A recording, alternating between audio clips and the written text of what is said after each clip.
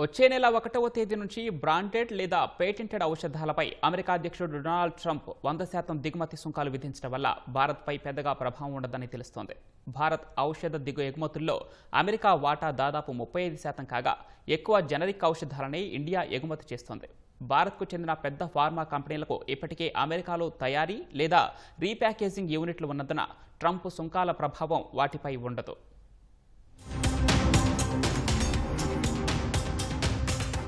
October 1వ తేదీ నుంచి బ్రాండెడ్ లేదా పేటెంటెడ్ ఔషధాలపై ఏకంగా 100% దిగుమతి సుంకాలు విధిస్తున్నట్లు ట్రంప్ చేసిన ప్రకటన వల్ల భారత్పై పెద్దగా ప్రభావం పడదని తెలుస్తోంది. అమెరికాలో ప్లాంట్లను కలిగిన లేదా ప్లాంట్లు నిర్మిస్తోన్న విదేశీ ఔషధ తయారీ సంస్థలకు ఈ సుంకాలు వర్తించవని ట్రంప్ ఇప్పటికే స్పష్టం చేశారు. అయితే భారత్ నుంచి అమెరికాకు ఎక్కువగా జనరిక్ ఔషధాలే ఎగుమతవుతున్నాయి. బ్రాండెడ్ లేదా పేటెంటెడ్ ఔషధాలపైనే ట్రంప్ టారిఫ్ల ప్రభావం ఉంటుందని, జనరిక్ ఔషధాలపై ఉండదని ఇండియన్ ఫార్మాస్యూటికల్ అలయన్స్ ఐపీఏ పేర్కొంది. భారత ఫార్మా ఎగుమతుల్లో ఐపీఏ మెంబర్స్ వాటా 80%గా ఉంది.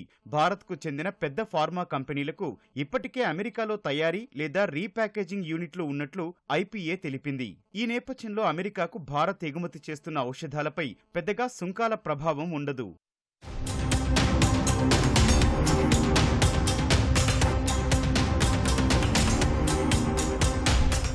2022లో అమెరికాలో ప్రతి 10 ప్రిస్క్రిప్షన్లలో 4ంటికి భారతీయ కంపెనీల నుంచే ఔషధాలు సరఫరా అయ్యాయి. భారత కంపెనీలు చౌకగా ఔషధాలను అమెరికాకు ఎగుమతి చేస్తుండడం వల్ల అమెరికా ఆరోగ్య వ్యవస్థకు 2022లో $219 బిలియన్ ఆదా అయ్యాయి. 2013 నుంచి 2022 వరకు చూసుకుంటే ఈ మొత్తం $1.3 ట్రిలియన్ ఉంది.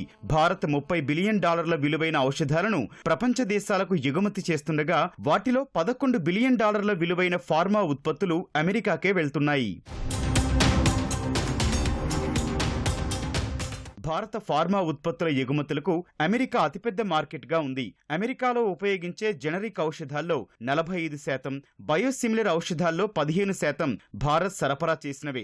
భారత్లో కొన్ని ప్రముఖ ఫార్మా సంస్థల మొత్తం ఆదాయంలో 30 నుంచి 50% అమెరికా మార్కెట్ నుంచే లభిస్తున్నట్లు గణాంకాలు చెబుతున్నాయి.